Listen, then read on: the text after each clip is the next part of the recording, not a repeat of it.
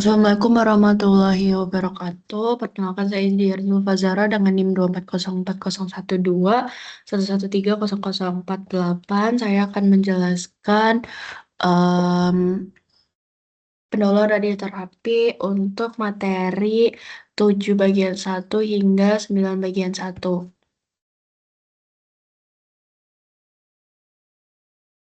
Yang pertama untuk bab 7 bagian 1 mengenai clinical treatment planning in external photon beam radiotherapy. Radioterapi berkas foton eksternal biasanya dilakukan dengan lebih dari satu berkas radiasi untuk mencapai distribusi dosis yang seragam di dalam volume target. Selanjutnya, definisi volume adalah prasyarat untuk perencanaan perawatan tiga dimensi yang penting untuk pelaporan dosis yang akurat. Selanjutnya, gross Gross tumor volume atau GTV adalah tingkat dan lokasi pertumbuhan ganas yang teraba atau terlihat dan dapat dibuktikan. Selanjutnya, clinical target volume atau CTV merupakan volume jaringan yang mengandung GTV yang dapat dibuktikan dan atau penyakit ganas mikroskopik subklinis yang harus dihilangkan. Lalu ada internal target volume atau ITV merupakan CTV ditambah dengan margin internal. Margin internal itu sendiri dirancang untuk memperhitungkan variasi ukuran dan posisi CTV relatif terhadap kerangka referensi pasien. Biasanya ditentukan oleh anatomi tulang. Lalu ada PTV atau Planning Target Volume adalah konsep geometris dan didefinisikan untuk memilih susunan balok yang sesuai dengan mempertimbangkan efek bersih dari semua kemungkinan variasi geometris. Lalu ada CTV atau Clinical Target Volume atau volume target klinis adalah volume jaringan yang mengandung GTV yang dapat dibuktikan. Bahkan ini udah dan atau penyakit ganas mikroskopis. Lalu ada OR atau organ etris, sering disebut dengan jaringan sehat di sekitar kanker atau tumor, merupakan organ yang memiliki ambang batas penerimaan radiasi. Lalu ada dose specification. Beberapa titik akhir dosimetri telah didefinisikan dalam laporan ICRU nomor 23 dan 50 untuk tujuan pertama dosis target minimum dari distribusi atau histogram dosis volume atau DVH, lalu dosis target maksimum dari distribusi atau DVH dan dosis target rata-rata merupakan dosis rata-rata dari semua titik target yang dihitung.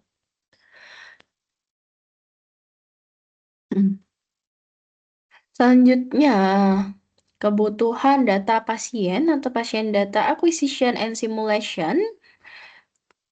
Pertimbangan umumnya meliputi dimensi pasien hampir selalu diperlukan untuk waktu perawatan atau perhitungan unit monitor atau MU, baik dibaca dengan kaliper dari irisan CT atau dengan cara lain. Jenis evaluasi dosis menentukan jumlah data pasien yang diperlukan, misalnya di VH membutuhkan lebih banyak informasi pasien daripada perhitungan dosis titik organ. Landmark seperti tanda tulang atau fidusia diperlukan untuk mencocokkan posisi dalam rencana perawatan dengan posisi pada pasien. Lalu ada sifat data pasien. Informasi pasien yang diperlukan untuk perencanaan perawatan bervariasi dari yang belum sempurna hingga yang sangat kompleks, mulai dari jarak yang dibaca pada kulit, melalui penentuan kontur secara manual, hingga akuisisi informasi CT pada volume besar, atau bahkan fusi gambar menggunakan berbagai modalitas pencitraan. Perencanaan perawatan tiga dimensi itu dapat dilakukan dengan kontur GTV, CTV, PTV, dan juga organ beresiko atau organ etris dapat dilihat pada gambar. Lalu dilanjutkan dengan simulasi perawatan yang menggunakan dua peran penting dari perangkat imobilitas itu. Yang pertama untuk imobilitas pasien sama perawatan dan juga untuk menyediakan sarana yang andal untuk mereproduksi posisi pasien dari simulasi ke perawatan dan dari satu perawatan ke perawatan lainnya. Lalu berikut merupakan perangkat imobilisasi dari pasien dapat dilihat pada gambar. Ada sandaran kepala, lalu ada masker plastik. Selanjutnya simulasi perawatan konvensional, ini ada simulator dapat dilihat pada gambar. Selanjutnya dilakukan lokalisasi volume target dan organ yang beresiko. Untuk sebagian besar situs, penyakit ini tidak terlihat pada radiografi simulator dan oleh karena itu posisi blok hanya dapat ditentukan sehubungan dengan landmark anatomi yang terlihat pada radiografi. Biasanya struktur tulang atau kawat timah yang secara klinis ditempatkan pada permukaan pasien. Selanjutnya, akuisisi data pasien berbasis komputer tomografi atau CT. Gambar CT memberikan kontras jaringan lunak yang sangat baik, memungkinkan lokalisasi dan definisi tumor yang sangat baik dibandingkan dengan simulasi konvensional. Komponen CT simulator meliputi bor yang besar dengan bukaan hingga 85 cm untuk memungkinkan variasi posisi pasien yang lebih besar dan penempatan aksesoris perawatan selama CT scan. Lalu ada virtual simulation, merupakan simulasi virtual dalam pengobatan pasien yang hanya berdasarkan informasi CT. Selanjutnya ada Digitally Reconstructed Radiographs atau DPR diproduksi dengan menelusuri garis sinar dari posisi sumber virtual melalui data CT pasien ke bidang film virtual. Ada beberapa prosedur dalam virtual simulation. Yang pertama yaitu penempatan pasien, yang kedua penandaan isocenter referensi, yang ketiga koordinat referensi, yang keempat penentuan isocenter perawatan, yang kelima penandaan struktur target dan juga organ, yang keenam penggunaan DDR dan PIV, lalu selanjutnya penentuan geometri beam dan pelindung, dilanjutkan dengan pertimbangan distribusi dosis, lalu yang kesembilan penentuan batas lapangan dan desain pelindung, lalu yang terakhir transfer data ke TPS. Selanjutnya, persamaan antara CT simulator dan simulator konvensional dapat dibaca pada layar. Lalu perbedaannya dari CT simulator dan juga simulator konvensional juga dapat dibaca pada layar. Selanjutnya ada MRI atau Magnetic Resonance Imaging untuk treatment planning. Kontras jaringan lunak yang ditawarkan oleh MRI di beberapa area seperti otak lebih unggul dibandingkan dengan CT dan memungkinkan lesi kecil terlihat dengan lebih mudah. Namun MRI saja tidak dapat digunakan untuk simulasi dan perencanaan radioterapi karena beberapa alasan yang dapat dibaca pada layar. Terima kasih. Selanjutnya saya akan menjelaskan bab 7 bagian 2.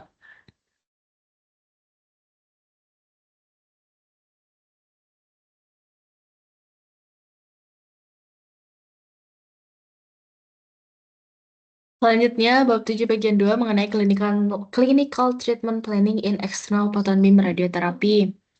Bagian 2. Yang pertama mengenai kurva isodosis. Kurva isodosis adalah garis yang menghubungkan titik-titik yang menerima dosis radiasi yang sama. Berikut dapat dilihat pada layar, ada kurva isodosis pada kontur transversal pasien. Lalu ada tipe-tipe filter wedge dan juga cara kerjanya juga dapat dilihat pada layar. Ini juga ada wedge dan juga wedge vector dapat digunakan pada layar. Lalu penggunaan utama wedge yang pertama untuk kompensasi permukaan miring dan juga yang kedua untuk perawatan lesi rendah dapat dibaca pada layar. Ini juga ada gambar TPS in external photon beam radiotherapy. Selanjutnya mengenai bolus dan filter kompensasi. Bolus adalah material yang menyerupai jaringan tubuh dan ditempatkan di permukaan kulit untuk dua tujuan utama, yaitu meningkatkan dosis di permukaan kulit dan atau menggantikan jaringan yang telah hilang. Lalu untuk filter kompensasi sendiri merupakan material yang digunakan untuk mengubah distribusi dosis radiasi agar sesuai dengan kebutuhan tanpa mengurangi efek perlindungan kulit atau skin sparing. Biasanya terbuat dari logam seperti timbal. Lalu dapat dibaca pada layar mengenai perbedaan antara bolus dan filter kompensasi. Selanjutnya koreksi untuk ketidakteraturan kontur. Yang pertama ada metode pergeseran isodosis, yang kedua ada metode koefisien atenuasi yang efektif, lalu yang ketiga ada metode rasio jaringan ke udara dapat dihitung menggunakan rumus CF sama dengan TAR dalam kurung Z min H, AQ, tutup kurung per TAR dalam kurung Z, AQ. Selanjutnya, ini untuk koreksi ketidakhomogenan jaringan dapat dihitung menggunakan yang pertama metode rasio jaringan ke udara, yang kedua metode hukum daya Bato, yang ketiga metode rasio jaringan ke udara ekivalen, lalu yang keempat dengan metode pergeseran isodosis. Untuk perhitungannya dapat dilihat pada layar. Selanjutnya mengenai kombinasi balok dan aplikasi klinis. Yang pertama mengenai pembobotan dan normalisasi. Distribusi dosis untuk beberapa balok dapat dinormalisasi menjadi 100%. Hal ini mengimplikasikan bahwa setiap berkas memiliki bobot yang sama. Yang kedua, jarak sumber ke permukaan tetap versus teknik isosentris. Teknik SSD tetap memerlukan perpindahan pasien sehingga kulit berada pada jarak yang benar atau SSD normal untuk setiap orientasi sinar. Selanjutnya, sinar paralel berlawanan. Sinar paralel yang berlawanan mengatasi kesulitan penurunan gradien dosis karena masing-masing sinar. Lalu, beberapa sinar koplanar dapat direncanakan dengan penggunaan pendekatan dua dimensi pada satu bidang. Penggunaannya memungkinkan dosis yang lebih tinggi di daerah perpotongan sinar. Lalu yang kelima ada teknik rotasi. Teknik rotasi dapat menghasilkan daerah yang relatif terkonsentrasi dengan dosis tinggi di dekat isosentrum. Yang keenam, beberapa sinar non-koplanar. Sinar non-koplanar sendiri muncul dari sudut meja yang tidak standar yang digabungkan dengan angulasi Gentry. Selanjutnya, pencocokan bidang. Pencocokan bidang pada kulit adalah teknik penyambungan bidang yang paling mudah karena divergensi sinar. Hal ini akan menyebabkan overdosis jaringan yang signifikan pada kedalaman dan hanya digunakan di daerah di mana toleransi jaringan tidak terganggu. Berikut merupakan gambar kurva isodosis untuk dua busur bilateral masing-masing 120 derajat. Selanjutnya ada treatment plan evaluation atau evaluasi rencana perawatan.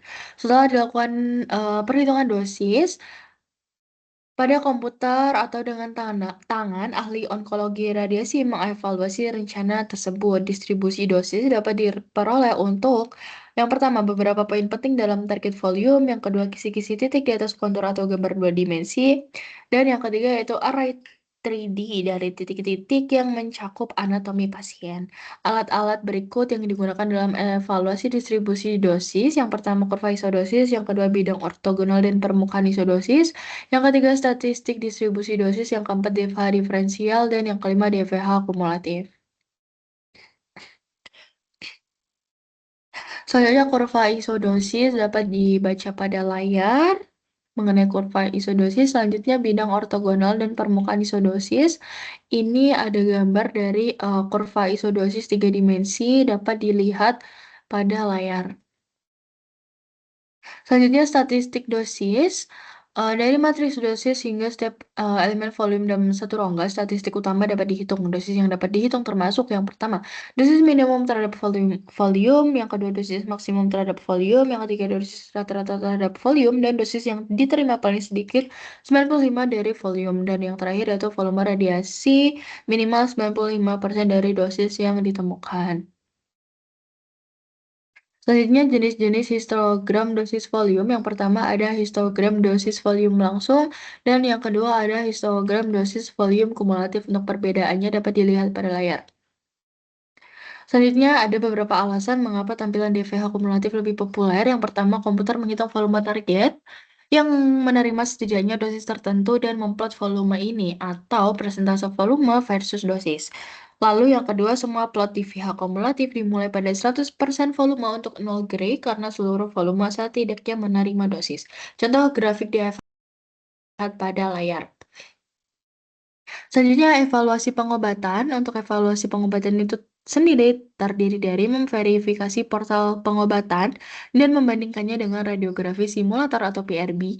Lalu yang kedua yaitu melakukan dosimetri in vivo melalui penggunaan dioda dosimeter thermoluminescence atau TLD dan detektor lainnya. Selanjutnya, mengenai evaluasi pengobatan, yang pertama dengan port films. Port films biasanya merupakan film jenis emulsi, seringkali masih dalam amplop kertas kedap cahaya yang ditempatkan pada pancaran radiasi di luar pasien. Lalu yang kedua, ada online portal imaging yang terdiri dari detektor radiasi yang dipasang pada linek dan dapat mentransfer informasi ke komputer untuk proses menjadi gambar. Selanjutnya ada treatment time and monitor unit calculation. Untuk tekniknya sendiri ada dua, yaitu teknik SSI dan juga teknik isosentris. Ini untuk perhitungannya, waktu perawatan dan juga unit monitor untuk mengatur jarak sumber ke permukaan dapat dilihat pada layar. Untuk pantauan perhitungan unit dan waktu perawatan untuk pengaturan isosentris juga dapat dilihat pada layar. Untuk normalisasi distribusi dosis yang merupakan proses kalibrasi atau penyesuaian distribusi dosis radiasi sehingga sesuai dengan target dosis yang diinginkan, rumusnya dapat dilihat pada layar. Selanjutnya, perhitungan waktu perawatan untuk unit ortovoltase dan juga kobalt 60. Perhitungan waktu perawatan bergantung pada kalibrasi keluaran mesin perawatan dasar. Untuk unit Ortovoltase dan unit teleterapi kobalt 60 dilakukan dengan cara yang sama seperti contoh sebelumnya. Terima kasih. Selanjutnya saya akan menjelaskan mengenai bab 8.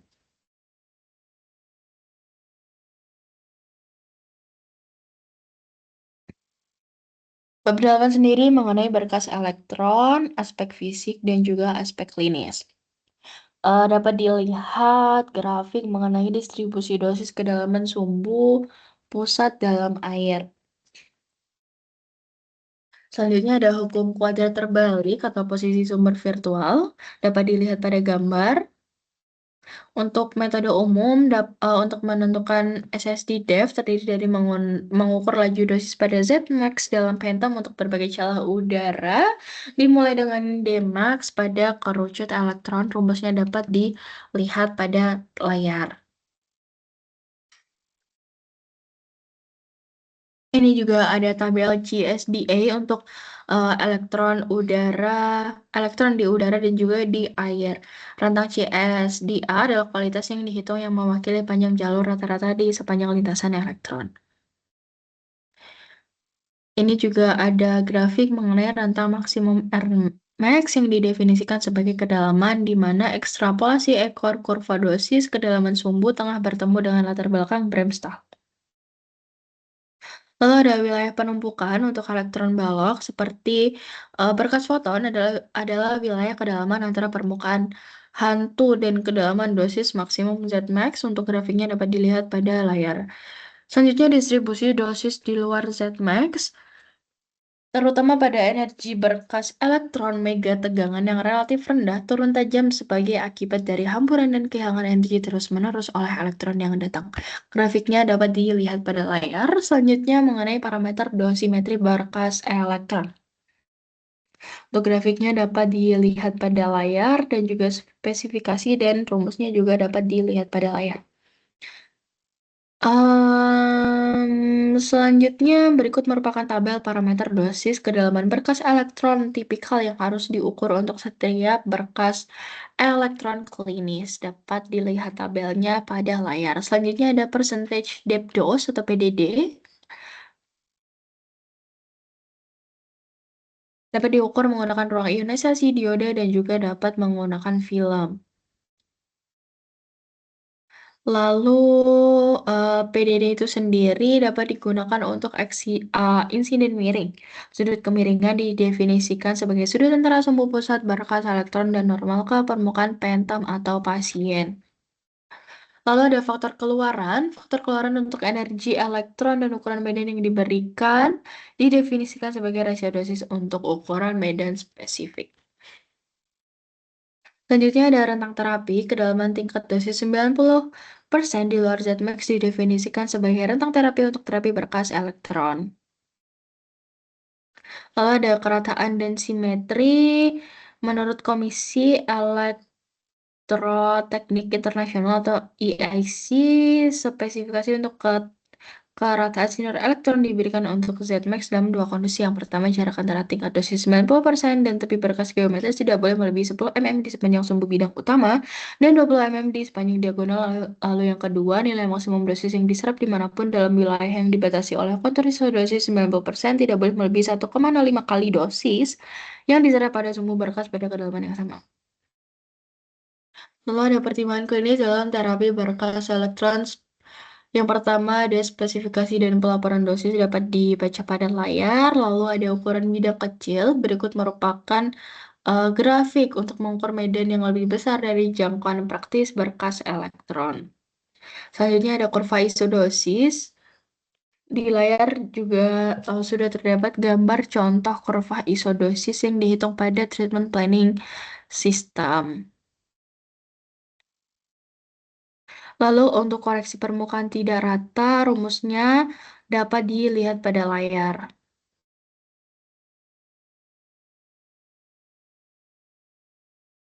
Sekian, selanjutnya saya akan menjelaskan tentang bab 9 bagian 1.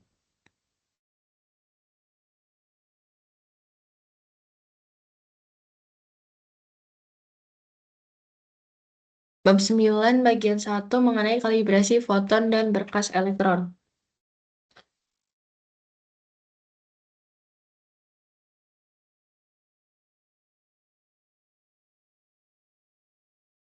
Em, Teknik kalibrasi itu sendiri ada tiga. Yang pertama kalorimetri, yang kedua dosimeter Fields, dan yang ketiga dosimeter ruang ionisasi. Energi rata-rata per pasangan ion di udara atau WI per E dapat dilihat pada gambar untuk cara menghitungnya. Selanjutnya penggunaan ruang ionisasi dalam kalibrasi klinis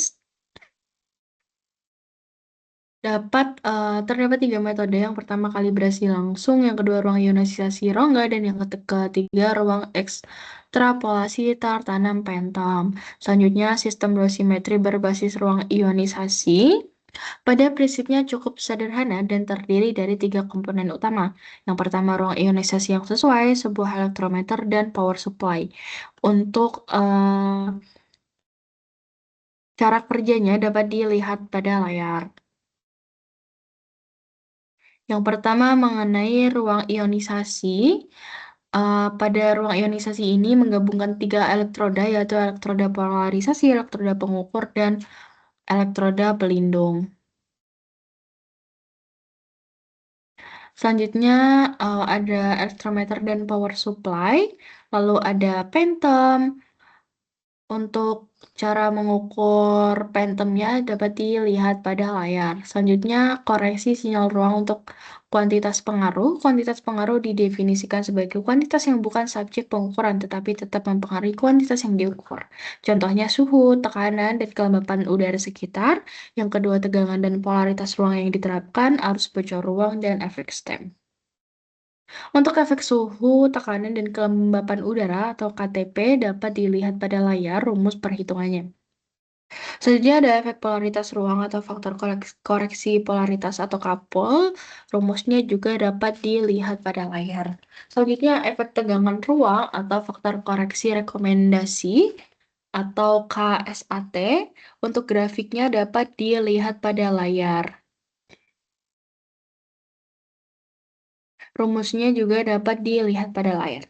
Selanjutnya mengenai arus bocor chamber terdiri dari tiga macam. Yang pertama arus bocor intrinsik atau gelap, yang kedua arus bocor akibat radiasi, dan yang ketiga arus kabel palsu. Efek batang adalah efek samping dari batang penyangga atau penutup pelindung ruang ionisasi yang dapat menyebabkan sinyal berlebih pada dosimetri. Terdapat dua jenis utama efek batang, yaitu efek hamburan batang dan efek kebocoran batang.